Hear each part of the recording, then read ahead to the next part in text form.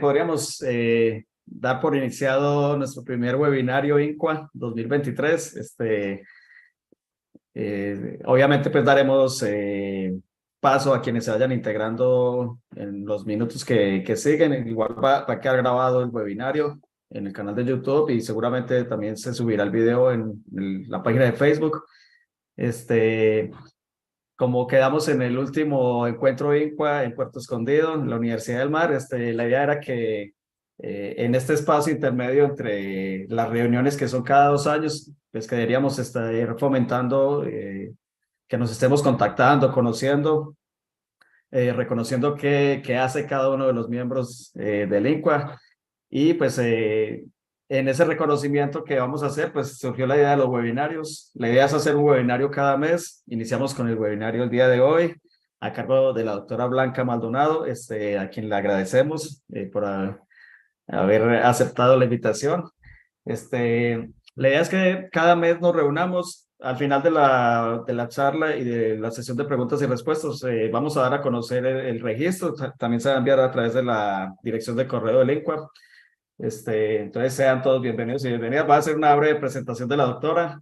La doctora Blanca Maldonado, profesora investigadora titular A del Centro de Estudios Arqueológicos del Colegio de Michoacán. Nos trae esta plática denominada Metalurgia Mesoamericana, Procesos Tecnológicos, Dinámicas Socioculturales e Impactos Ambientales. Sus áreas de interés, dinámicas culturales de las prácticas tecnológicas en sociedades preindustriales, con enfoque en la metalurgia precolombina en las Américas.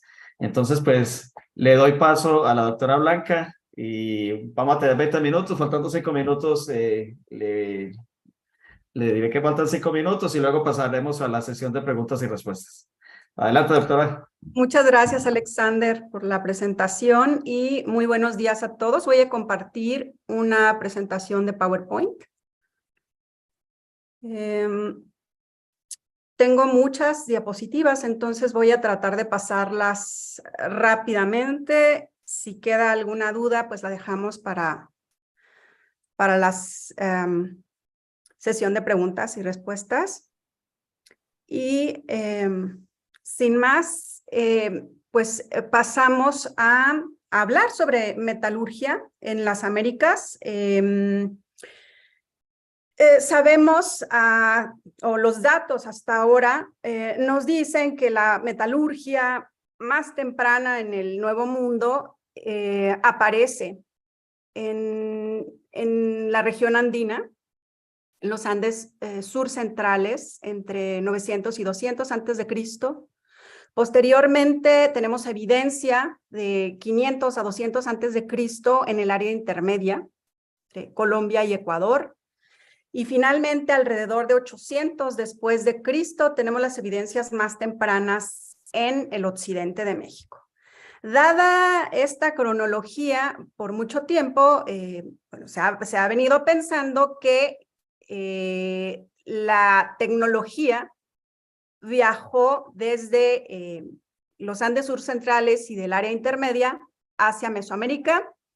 No hay evidencia dura sobre esto, a excepción de las técnicas que se manejan en el occidente y las técnicas de manufactura, me refiero, y también algunas formas de artefactos, pero no es una teoría que se acepta mucho ahora porque, bueno, se considera difusionista.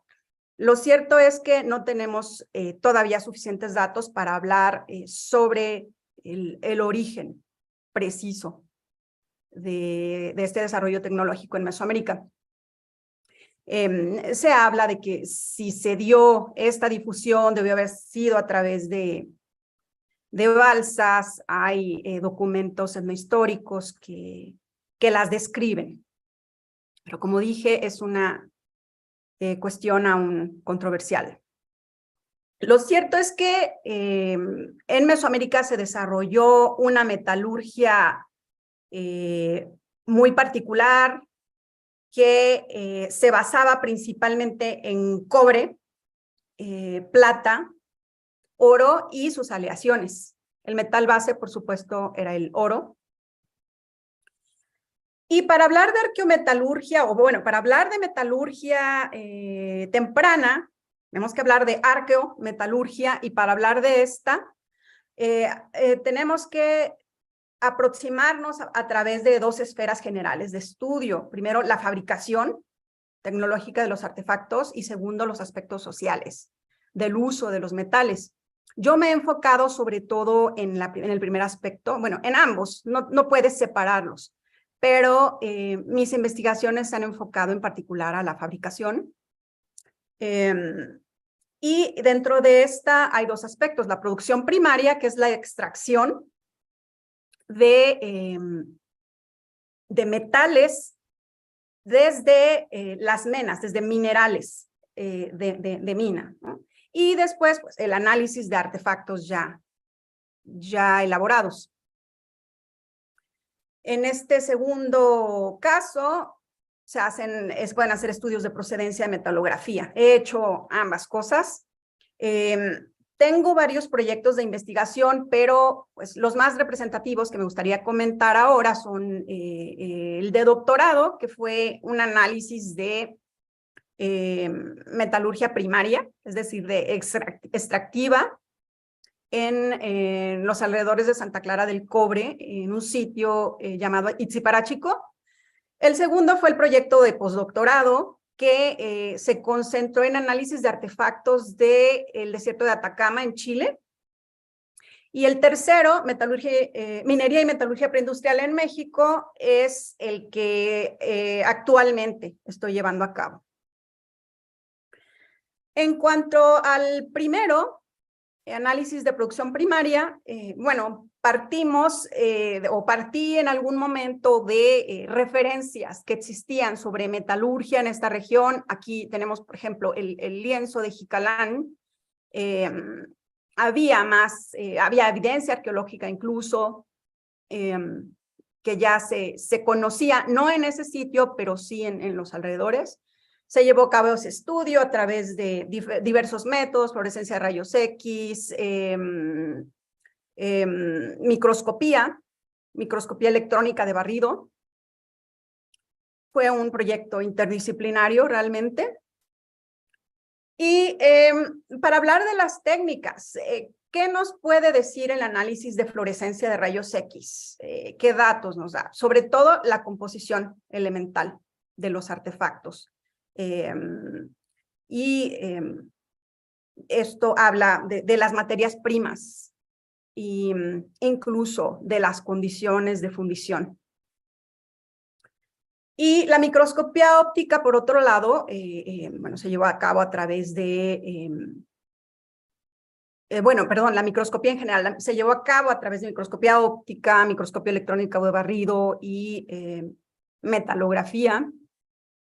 Y esto nos permite investigar la microestructura de los metales, la composición de esta. La utilizamos también en los análisis de escorias, que es lo que estudias cuando estás trabajando con análisis de metalurgia extractiva. También se puede emplear, que no la utilicé yo, pero se emplea espectrometría de masas, ICP-MS, para localizar fuentes geológicas de la materia prima, entre otras cosas. Este es el sitio que investigué durante el doctorado. Está acá, si pueden ver el marcador, en las cercanías, en las inmediaciones del lago de Sirahuén, en la cuenca de Sirahuén, muy cercana, por cierto, a Pátzcuaro, Sinsunzan. Este es el tipo de material que estuve investigando, que son escorias de fundición. Pude identificar en su momento dos tipos básicos de escoria, que son estas gruesas que llamé globulares, y estas aplanadas, a las que llamé laminares. Y lo que pude determinar es que se trataba de productos de dos fases dentro del método de fundición que se utilizó. ¿Qué resultados tuvimos de este estudio? Pudimos identificar mineral sin reaccionar dentro de la escoria, lo que nos llevó a identificar la materia prima con la que o de la que se extrajo el cobre, que era calcopirita. Es una mena sulfídica y bastante compleja de fundir. Eso también nos habla de la complejidad de la tecnología. Eran hornos eficientes. Entre paréntesis, no conocemos aún un horno prehispánico mesoamericano que se haya investigado. Estamos en eso. Lo que sí tenemos son estas escorias que nos hablan mucho de los procesos de fundición y incluso de las condiciones que hubo en el horno. La tecnología empleada. Supimos, por ejemplo, que la fundición se llevó a cabo en condiciones reductivas. Entonces, debió haber sido algo difícil llevarla a cabo con cañutos de soplar, que es normalmente, les voy a mostrar más adelante, cómo se pensaba que se llevaba a cabo. Estamos investigando aún, no hay nada conclusivo. Lo curioso también de este sitio es que no hay minas alrededor. Acá está el sitio y las minas más cercanas se encuentran en esta región del Balsas, en la frontera con Guerrero, en la Huacana. Entonces, lo que pude concluir en aquel momento, y esa fue la base de mi tesis, es que se estaba transportando mineral para fundir de esta zona minera hasta Itziparachico. En Itziparachico solo se estaban produciendo lingotes, porque no había evidencia de otro tipo de trabajo metalúrgico, y después estos lingotes se llevaban a Pátzcuaro o Tzintzuntzan para su procesamiento final en forma de artefactos. Esto es a lo que me refería. Las imágenes que existen sobre fundición prehispánica son, o del colonial temprano incluso, son esto, a través de cañutos en crisoles. Y acá viene el artefacto. Lo que acá hay más, este es el lienzo de Jicalán, que ya les había comentado. Aquí está el crisol, la chita, los sopladores, aquí el cañuto. Entonces, aquí un ejemplo de la relación de Michoacán, del Códice Mendocino, del Códice Florentino. Pero lo que yo pude concluir acá es que esto probablemente nos está hablando, estas imágenes nos hablan de una fundición secundaria, es decir, se está fundiendo ya el metal directamente del lingote al crisol y del crisol al molde. Entonces necesitábamos más investigación. Desde entonces tenía planes con mi colega Hans Roskamp de llevar a cabo un proyecto más en otro sitio conocido como Jicalán Viejo, que está acá también en el mapa, más retirado. Pasaron años, no se concretó hasta recientemente que conseguimos recursos de Ciencia de Frontera de CONACYT, y es lo que estamos trabajando ahora. El sitio de Jicalán, Hans lo localizó a través del estudio del lienzo de Jicalán, que es un manuscrito en tela del colonial temprano, en el que un grupo de hecho eran nahuatlatos radicados o vivían dentro del imperio purépecha en Michoacán. A la llegada de los españoles reclamaban acceso a ciertas minas porque ellos tenían ya mucho tiempo trabajándolas y, bueno, reclamaban propiedad, derechos de seguir extrayendo el cobre de allí, y describen en este lienzo toda su historia y por qué tienen esos derechos, ¿no? Entonces, a través de ese lienzo, Hans localiza este sitio. Este es el montículo principal, está en la Tierra Caliente, a la entrada de la Tierra Caliente en Michoacán.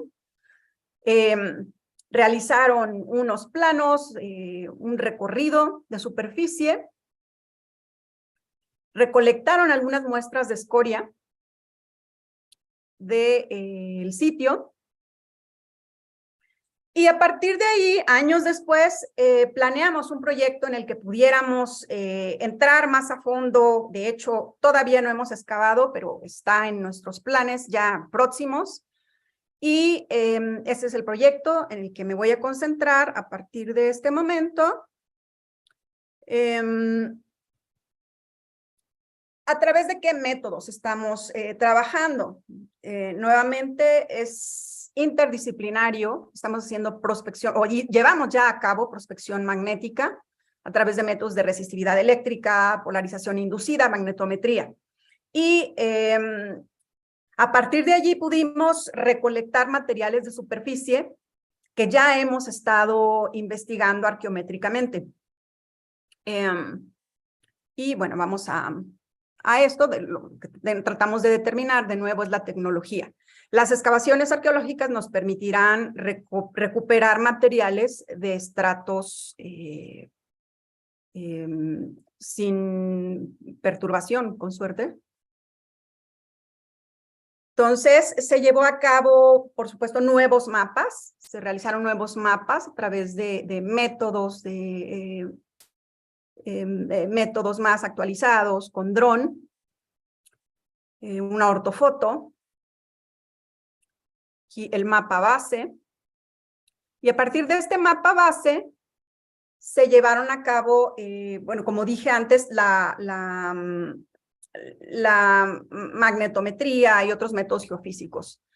Entonces, las escorias que recolectamos esta vez, bueno, teníamos varias preguntas antes de llevar a cabo los análisis, si eran productos de un proceso extractivo, qué tipo de mineral estaba siendo procesado, cuál era la temperatura y atmósfera de fundición del horno, qué tan eficiente era el proceso, qué tan relevantes eran las variaciones observadas en la escoria en términos de su microestructura y composición química, si existían implicaciones tecnológicas de estas variaciones. Estas son algunas de las muestras de escoria de Jicalán. De nuevo, tenemos una gama de variantes en términos morfológicos. Hay una tesis que se está llevando a cabo actualmente sobre, se está desarrollando una tipología. Pero estos son, en esencia, los tipos más comunes que encontramos. Estas que les hemos llamado cakes, estas grandes, que son pesadas, gruesas, estas que son como mixtas, que tienen partes gruesas y partes laminares, las laminares, y otro tipo muy fino, muy fino, que son laminares también, pero muy delgaditas y de un sonido muy metálico. Entonces tenemos nuestras ideas que, bueno, se van a corroborar cuando tengamos material de excavación. Pero esta variación pensamos que puede tener que ver o bien con etapas de procesos, también con diferentes áreas de producción. Por ejemplo, una idea que tenemos de estas escorias muy finas es que pueden proceder de crisol, que a lo mejor no quedaba muy libre de impurezas el metal fundido, y tenía que reprocesarse en crisol y resultaba esta escoria muy fina, muy delgada. Pero como dije, vamos a tener que llevar a cabo las excavaciones para conocer más de esto, para poder confirmar la información. Lo que hemos hecho hasta ahora son análisis de fluorescencia, de rayos X, y también de microscopía óptica y de barrido, y electrónica de barrido, perdón. Entonces, quisiera mostrarles ahora algunos de los resultados de esta microscopía electrónica de barrido, que nos pudieron arrojar composición química de estas escorias, que por supuesto la mayoría de las escorias tienen altos contenidos de silicio, de sílice. Con frecuencia se incorporaba cuarzo u otros fundentes a la carga de fundición para acelerar el proceso.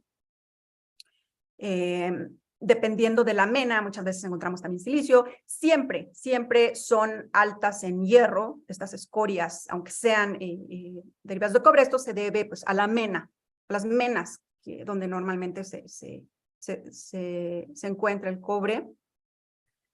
Este es el caso de una de las escorias cake. En las mixtas encontramos también, sí pueden ver acá el contenido de silicio en estas es alto o frente a los contenidos de hierro.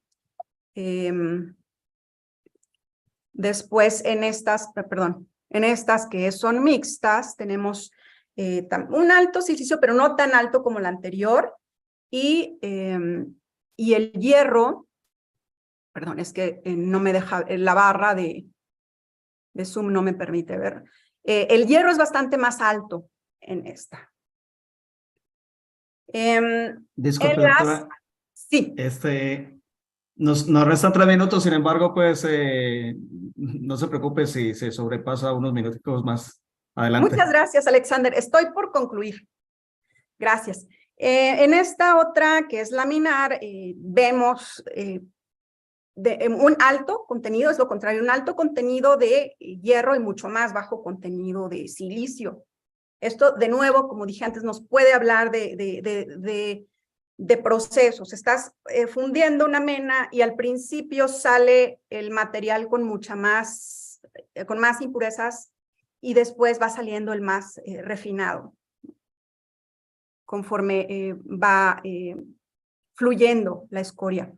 Y como es más, tiene menos impurezas también, se enfría más plano.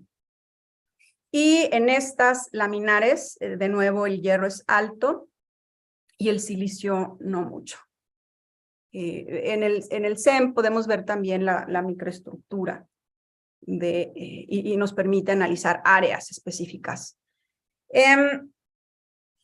También pudimos hacer otro tipo de análisis. Pudimos observar, por ejemplo, la matriz, este tipo de estructuras que se conocen como fallalitas, estructuras fallalíticas, nos permiten también conocer las condiciones ya se está mi alarma también, las condiciones del horno. No voy a ahondar mucho, a menos que más adelante tengan preguntas,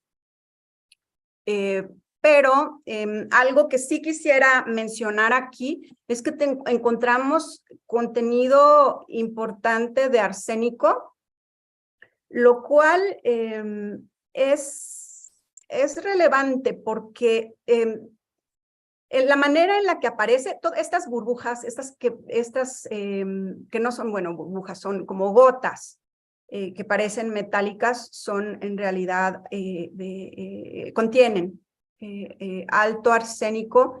Y esto nos dice que normalmente tratas de deshacerte del arsénico en la mena porque es tóxico. En este caso, su presencia aquí, en este contexto, nos dice que quizá no estaban tratando de deshacerse del arsénico, sino lo estaban tratando de conservar, quizá para... el arsénico agrega propiedades al cobre de dureza, entonces quizá para aprovechar esas propiedades.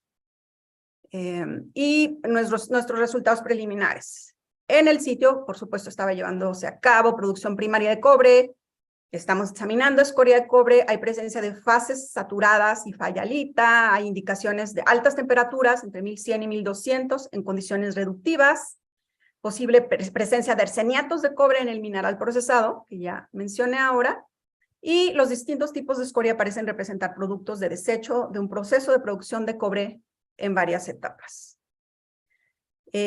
Sería todo de esta presentación y quedo atenta a sus dudas o comentarios. Muchísimas gracias por su atención. Muchas gracias, doctora Blanca. Muy interesante el tema que nos trae. Creo que pues para las preguntas bien podemos hacer 2 estrategias. Una, que alguien tome la palabra de los participantes y abrir el micrófono, o 2, escribir la pregunta a través de la caja de comentarios. Entonces, en este caso la leería yo. Y una tercera opción para quienes están conectados a través de YouTube, que también a través de YouTube gestionen sus preguntas y bueno, tendríamos seguramente el apoyo de Gabriel para gestionar este tipo de preguntas. Entonces, adelante, si alguien quiere preguntar, están los micrófonos abiertos.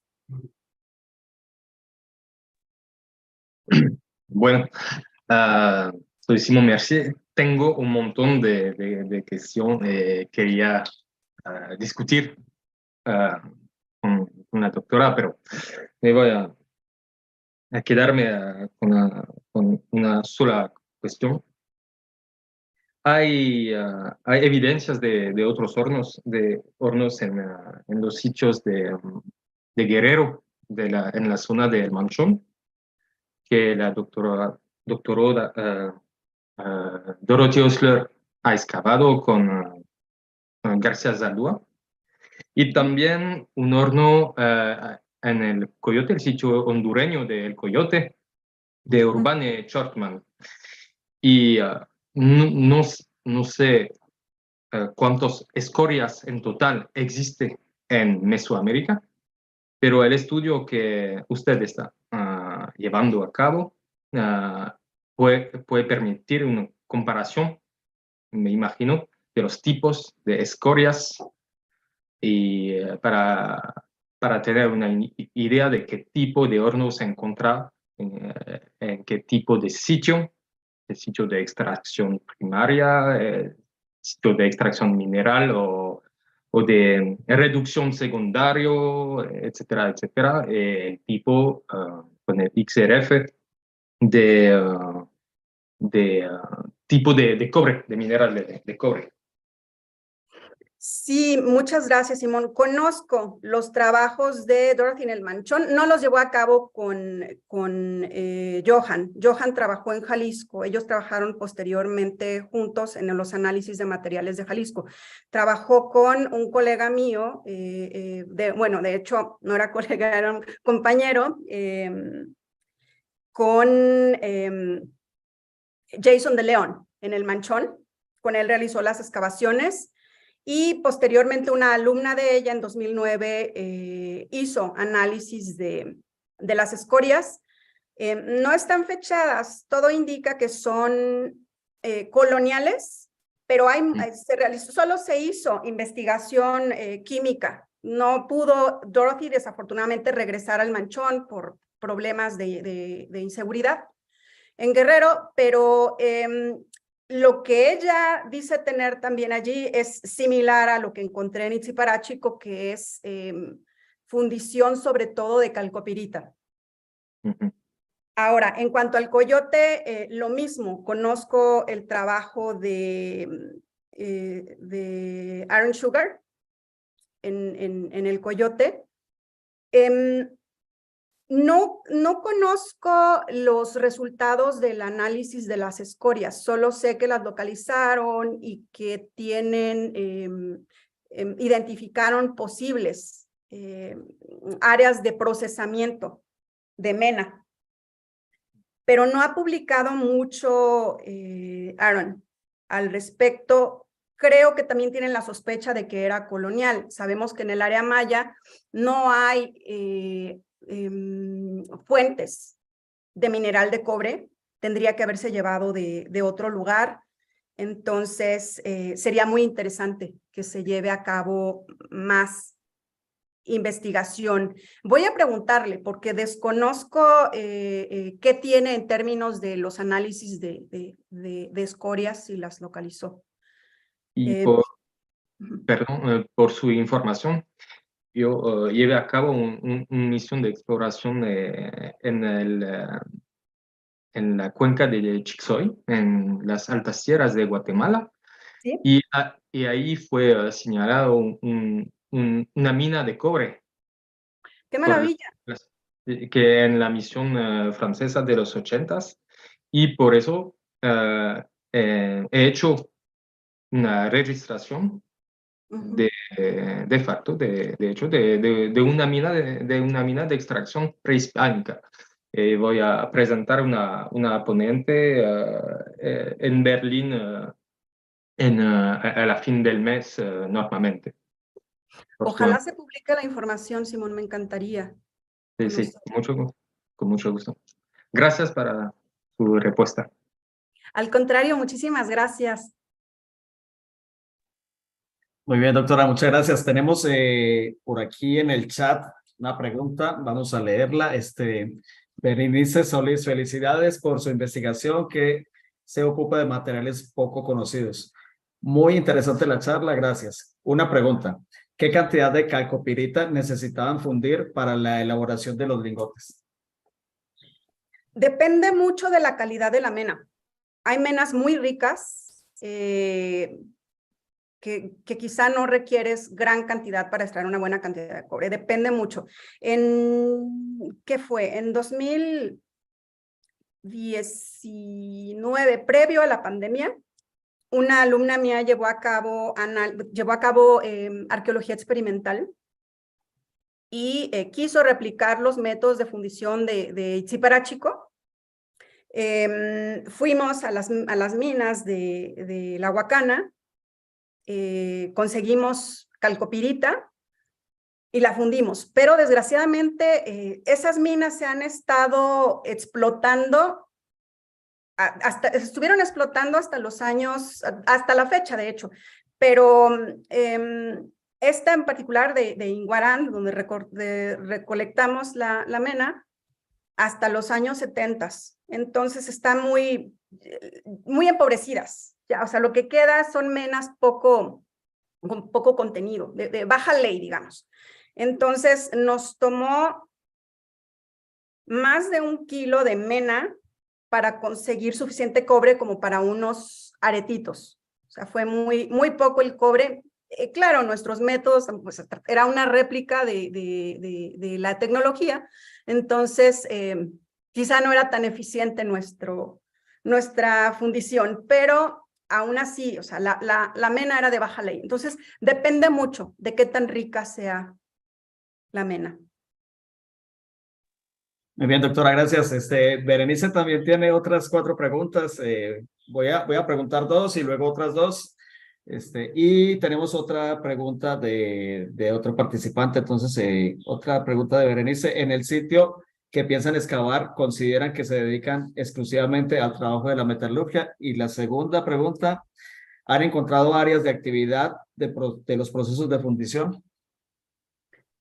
La primera, de hecho, Jicalán era conocido en el colonial temprano, estuvo ocupado hasta 1647, hasta entonces se tiene el registro, después la gente se mudó al que ahora es Jicalán Nuevo, que está cerca de Uruapan, pero era conocido no solo por la fundición de cobre, sino también por la producción de colorantes para lacas, no sé si conocen estas laquitas de Michoacán y de Guerrero, pintadas, calabacitas pintadas. Bueno, para ese tipo de colorantes se producía también en Jicalán a la llegada de los europeos. Asumimos que tributaban al Estado purépecha metales y probablemente también colorantes. En cuanto a la segunda, de hecho, hay una segunda tesis de maestría que se está llevando a cabo que va a tratar de analizar los contextos en donde están apareciendo diferentes morfologías de escoria para determinar si es relevante. La excavación nos va a permitir ahondar más en estos contextos y saber si estamos hablando de áreas de actividad o de etapas dentro de un mismo proceso. Muy bien, doctora, gracias. 2 preguntas más de Berenice. La primera, ¿quiénes utilizaban los artefactos de metal, sea cobre, plata y oro? Y la segunda, al llegar los españoles, justo se buscaba el oro. Hay algunas evidencias de que se sabía en lo que ahora conocemos como Mesoamérica que su producción era en Michoacán. Bueno, de hecho, el oro no es tan abundante en Michoacán. Sí hay fuentes, sobre todo en las fronteras con el Estado de México. El oro procedía más de Guerrero, por supuesto, y de Oaxaca. de allí lo llevaban los mexicas. Lo que sí tenemos en Michoacán es muchas aleaciones de algunas de tumbagas, de hecho, cobre, plata, oro, la mayoría se encuentra pues, en colecciones de museo ya sin procedencia. Como dices, los españoles llegaron buscando metal, entonces mucho de lo que había ya, porque se supone que había bodegas del estado Purépecha en Tzintzuntzan, esas las describen las fuentes, y todo eso se refundió para llevarse a España. Quedan algunas en museos en México y fuera. Y como dije antes, el metal base era el cobre y con frecuencia se aliaba con otras, con estaño para producir bronces, con plata y con plata y oro.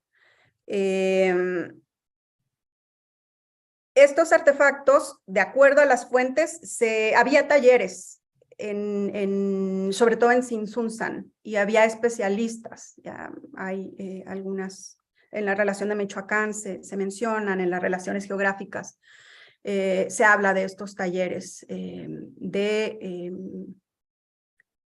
manufactura de artefactos, específicamente. No Gracias, sé si... doctora. Sí, gracias, doctora. Sigo por aquí con la participación en el chat. Rosalía Guerrero expresa, muy interesante, gracias por compartir sus investigaciones.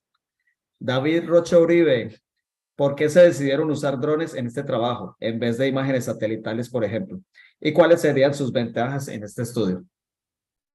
Sobre todo porque necesitábamos un mapeo más detallado.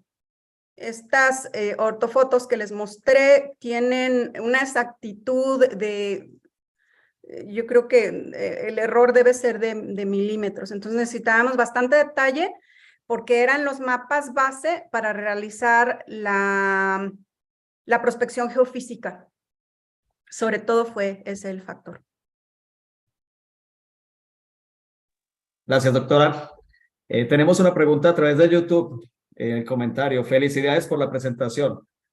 ¿Cómo pueden estas investigaciones contribuir al estudio de la contaminación del lago por metales pesados? Saludos, Lenin Medina, Morelia, Michoacán. Y de hecho, Helen Pollard llevó a cabo una investigación de contaminación del lago de Pátzcuaro por fundición. Creo que sí encontró contenidos. Donde más investigación se ha hecho, sin embargo, es en el lago de Sirahuén. La llevaron a cabo geógrafos hace, me parece que los años 90. No tengo ahorita la referencia a la mano, pero sí se encontró contaminación por metales pesados. Asumimos que por la fundición pues de cobre, sobre todo en sitios aledaños, no solo Itziparachico, había varios sitios en la cuenca de Sirahuén donde se fundía cobre. Era una escala baja de producción, relativamente, cuando realmente se incrementa la escala de producción es con la llegada de los españoles. Durante mucho tiempo se continuaron utilizando los mismos métodos de fundición, pero con la diferencia de que se implementó el fuelle de mano, el fuelle de Castilla se le llama, que hizo mucho más eficiente la inyección de aire al proceso de fundición. Y con eso, al aumentar la producción, por supuesto que también aumenta la contaminación. Hice otras investigaciones sobre impacto ambiental de la metalurgia colonial en toda la franja de lo que se conoce como el Obispado de Michoacán, que es Michoacán, parte de Guanajuato, hasta San Luis Potosí. Y no entré tanto a la cuestión de la contaminación, pero sí de la deforestación. Y es increíble. Aquí ya estamos hablando de extracción de plata, y es increíble el grado de impacto ambiental que causó la metalurgia de plata colonial en toda esta zona, que es enorme, desde Michoacán hasta San Luis Potosí. Muy bien, doctora, muchas gracias. Nuevamente, Simón Mercier, a través del chat, ¿hay publicaciones sobre sus recientes excavaciones e investigaciones en Jicalán? Tengo, de hecho, es que vamos empezando. Presentamos una ponencia en Uruguay, en el CLASMAC de Uruguay, no está publicada todavía, y vamos a presentar, tenemos un simposio completo sobre el proyecto, hablando de todas las fases del proyecto, desde la elaboración de mapas con dron hasta los análisis arqueométricos en la SA en Portland este año, o sea, en 2 semanas, pero publicaciones esperemos que tenerlas pronto listas, pero todavía no hay una referencia en concreto publicada. Gracias, doctora. Finalizamos 2 comentarios de Berenice Solís y David Rocha Uribe, agradeciendo por sus amables respuestas, doctora. ¿Alguien más quiere participar? Está el micrófono abierto, todavía nos restan 4 minutos. Si no, pues yo quiero hacer una breve pregunta. Bueno, más que una pregunta, es un comentario, doctora. Yo soy colombiano de la región del eje cafetero y allá pues la cultura quimbaya pues parece ser que fueron muy avanzados pues en la orfebrería, ¿no? Existe un mito que se lo escuché a mi abuelito que él decía que los indígenas de esa región fundían el oro no con fuego, sino con unas plantas. Es parte de la mitología, pues, que escuché por allá alguna vez. Entonces, siempre me quedó grabado esto. No sé si usted de pronto tiene algún conocimiento respecto de este mito o si es que utilizaban plantas para acelerar los procesos de fundición. Bueno, usted quizás conozca más. Gracias. Lo que pasa con el oro es que normalmente, a diferencia bueno, el cobre lo puedes encontrar en estado puro, en nativo, pero es muy, muy raro ya, es muy escaso. Pero a diferencia del cobre, el oro sí lo puedes encontrar puro, sobre todo en esa región que sí es rica en este metal. Y el oro lo puedes trabajar sin fundir, solo con martillado. No sé si existe algún tipo de planta que pudiera acelerar de alguna manera porque también cuando lo martillas se calienta, acelerar el proceso, pero era tan avanzado, de hecho, sus métodos que pudieron trabajar platino, siglos antes de que se conociera, o sea, que se pudiera fundir platino en Europa.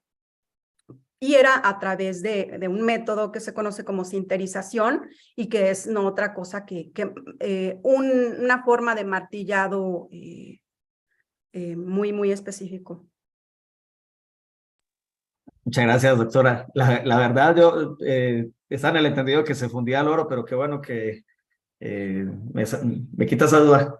Sí, depende de lo que quieras realizar. Si quieres realizar, por ejemplo, un cascabel, necesitas fundirlo a la cera perdida, que es una de las técnicas. Un ejemplo, a la cera perdida o lo fundes en un crisol y lo viertes en un molde. Hay diversas técnicas. Creo que la más común en esa región, en el área intermedia, era a la cera perdida. Pero otro tipo de artefactos los puedes crear a través de láminas, y las láminas solo necesitas martillarlas. Gracias, doctora. Muy ilustrativo, me amplía el conocimiento, la verdad. Simón agradece sus respuestas y aporta lo siguiente. Hay publicaciones que mencionan el uso de elote o de tipos de hongos secos como aceleradores en Sudamérica. Sí, hay no es tanto un hongo, es un tipo de líquen. Yo mencioné este proyecto que llevé a cabo en Chile, y es un tipo de líquen que ahora se me escapa el nombre local, pero permite alcanzar altas temperaturas. en su combustión. Sí, al parecer se utilizaba para fundir. Voy a buscar el nombre si te interesa, pero sí, es un tipo de líquen. Que Muchas crece gracias. en rocas. Muchas gracias, doctora. Sí, por aquí Simón dice así es, gracias. Bueno, tenemos 19 minutos, casi 20 minutos. Ha sido muy prolija la sesión de preguntas y respuestas. Agradecemos a la doctora. Pues yo creo que si alguien tiene alguna pregunta, queda el correo electrónico de la doctora en el Con cartel mucho para gusto. que por favor se contacten con ella. Agradecemos la participación de la doctora en este primer webinario. Creo que ha sido un gran éxito en participación y el tema pues muy ilustrativo para quienes no manejamos esta parte del conocimiento. Pues, Gracias, Alexander. Por cierto, que mi alumna que realizó la arqueología experimental es colombiana. sí, muy bien. Somos varios los colombianos que hemos emigrado hacia México buscando nuevos horizontes académicos y familiares también. Entonces, qué bueno saber que hay una compatriota también. Pues ha sido un gusto. Muchísimas gracias por su invitación y como ya lo has dicho, quedo abierta a cualquier pregunta o comentario en mi correo electrónico. Bueno, muchas gracias, doctora. Antes de finalizar, quiero extenderles la invitación para que estén revisando los correos que se van a estar enviando de la asociación. Muy probablemente les va a llegar un correo con un registro para próximos ponentes en los webinarios que tenemos. Se enviará un formulario de Google. Básicamente, por aquí estamos manejando 3 fechas tentativas: el miércoles 19 de abril en horario de 11 a 12. Hoy nos pasamos al jueves por ayer estar en la conmemoración del Día Internacional de la Mujer. Pero bueno, la idea es que sea los miércoles estos webinarios. Y bueno, también la doctora nos expresó pues que no podía el día de ayer, sino hoy, se le facilitaba. Tenemos entonces miércoles 19 de abril, miércoles 17 de mayo y miércoles 14 de junio para este primer semestre. Así que, bueno, están las puertas abiertas para quien quiera exponer sus avances o sus investigaciones pasadas y, bueno, seguir conociendo a todos los integrantes de la asociación y bueno, que sigamos creciendo. Pues bueno, pues muchas gracias, doctora Blanca. Muchas gracias a cada una de las personas que participó con su presencia, con sus preguntas y también a través del YouTube. Y a quienes van a ver esto en diferido, pues también los saludamos. Pues con esto vamos por finalizado el Muchas gracias. webinario. Excelente día. Muchas gracias, doctora. Pues un excelente día para todos y nos veremos muy próximo, Dios mediante. Hasta luego.